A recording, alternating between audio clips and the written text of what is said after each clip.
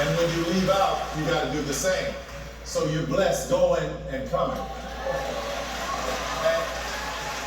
And you put them under the foundations of all of the sound stages, and people, you used to see people who don't know God. It's so funny.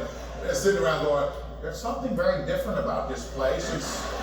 The atmosphere here is really cool, don't you think? I said, yeah, I know. You come stand right here for a little bit and tell me how cool it is.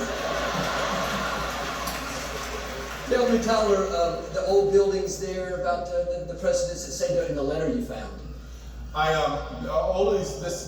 Let me tell you how wonderful this country is. I don't care what's going on in the country. This is a wonderful country.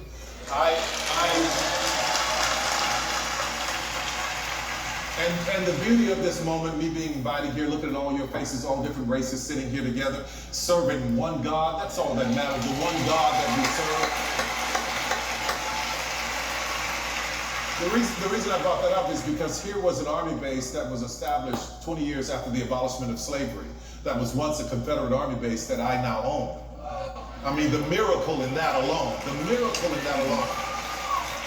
Some of these houses were built in the 1800s, and President Roosevelt stayed there, Colin Powell stayed there, and we were doing some cleanup on one of them. They're beautiful houses, but some of them had some asbestos, so we brought in an asbestos team to remove it, and we had, after they left out, my cleaning crew went in from the studio, and they moved this cabinet that had been there for many, many years, and something fell out. It was a letter.